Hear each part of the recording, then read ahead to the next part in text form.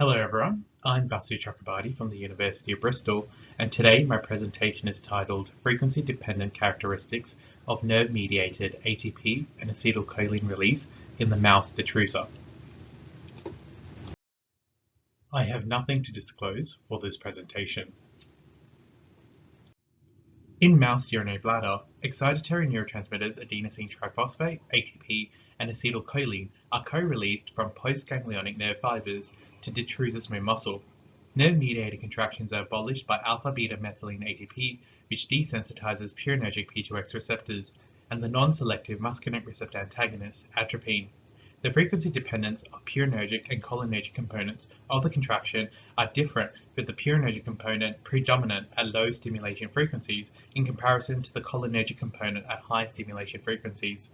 This raises the possibility that ATP and acetylcholine are differentially released from the nerve terminal and may be separately regulated. This is of interest because the purinergic component of contractions is only prominent in benign pathologies in the human bladder, such as overactive bladder, and detrusor contractions from normal bladders are essentially completely cholinergic. Current therapy includes the use of anti-muscarinic agents that suppress the physiological cholinergic component of contraction, and it would be attractive to develop agents that selectively suppress the purinergic component implicated in pathophysiology. The effect on neuronal transmitter release is inferred when using nerve-mediated contraction as the outcome measure in most studies, and more direct evidence would be desirable. Previous work has shown that differential suppression of low-frequency contractions is achieved by adenosine acting through adenosine A1 receptors to inhibit cyclic AMP, or phosphodiesterase PD5 inhibitors like sildenafil to elevate levels of cyclic GMP. The aim of this study was to test ATP and acetylcholine concentrations during nerve-mediated stimulation of isolated detrusor preparations, with the hypothesis that measurement of nerve-mediated ATP and acetylcholine release would provide a more direct test of the ability to differentially modulate release of co-transmitters.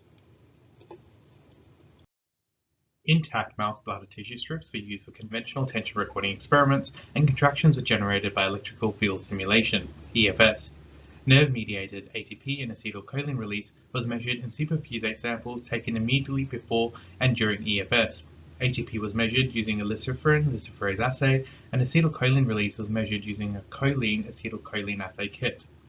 Neurotransmitter release was plotted as a function of stimulation frequency and analyzed to estimate the maximum release at high frequencies and the frequency to generate half maximal response, F-half. Release measurements were normalized for sample volume and wet tissue preparation weight. Drug interventions were delivered by the superfusate. Acetylcholine release was measured over a range of stimulation frequencies between 1 and 40 Hz. In Figure A, the magnitude of release can be described by a single function with a maximal value of 146 femtomolar per microliter per milligram of wet tissue preparation weight and a half maximal frequency of 11.4 Hz. The frequency-dependent range of release was limited, with 10 to 90% of release between 6 and 20 Hz, as you can see in Figure B. No significant release above the background was recorded at 1 or 2 Hz stimulation. Release at all frequencies was abolished by the application of lidocaine to block neurotransmitter release. ATP was measured initially over the same frequency range, but data were poorly fitted to a single function. At the lowest frequency initially used, 1 Hz, the percentage of ATP release compared to that estimated at high frequencies maximal output was around 30%. A considerably better fit was obtained with the linear two-function fit, suggesting that data could be modeled by two independent components with significantly different frequency dependencies. The low and high frequency components both had a similar capacity, respectively 59 and 64 femtomolar per microliter per milligram of wet tissue preparation weight. However, the frequencies for half maximal release were significantly different, 0.86 and 15.1 Hz. The total capacity of the two ATP pools is comparable to that of the acetylcholine pool, 122 femtomolar per microliter per milligram of wet tissue preparation weight, compared to 146 femtomolar per microliter per milligram of wet tissue preparation weight. Overall, 50% release of the total ATP pool was achieved at a significantly smaller stimulation frequency than that of the acetylcholine pool, 5.2 versus 11.4 Hz respectively, as seen in Figure C.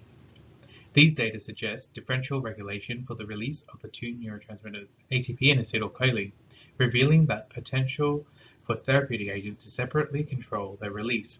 The curve for acetylcholine release is best fit to a one-component pool, whereas the curve for ATP release is best fit to a two-component pool. Adenosine and sildenafil have previously been shown to have an effect at low-frequency nerve-mediated contractions. In this study, acetylcholine and ATP release were also measured in the presence of adenosine and sildenafil to test if there was a differential effect on acetylcholine and ATP release. In Figure 1, neither adenosine nor sildenafil had a significant effect on acetylcholine release relative to control. In comparison, both adenosine and sildenafil reduced ATP release in Figures B and C. Adenosine reduced ATP release at 1 and 20 Hz stimulation, and similarly, sildenafil reduced both low and high frequency stimulated ATP release. In this study, adenosine or sildenafil had no significant effect on nerve-mediated acetylcholine release. However, both agents significantly reduced ATP release with similar actions of the low and high frequency ATP components. In conclusion, this study demonstrates the ability to measure neurotransmitter release and potential differential effects on acetylcholine and ATP release.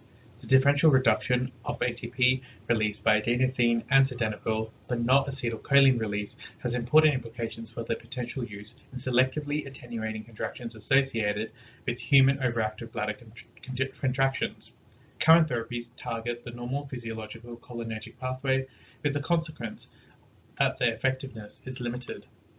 This study demonstrates the potential to specifically target the pathophysiological purinergic pathway implicated in bladder pathologies. I would like to take this opportunity to thank everyone who has been involved in this project and funding bodies. If you have any questions, please do not hesitate to contact me. Thank you for your kind attention.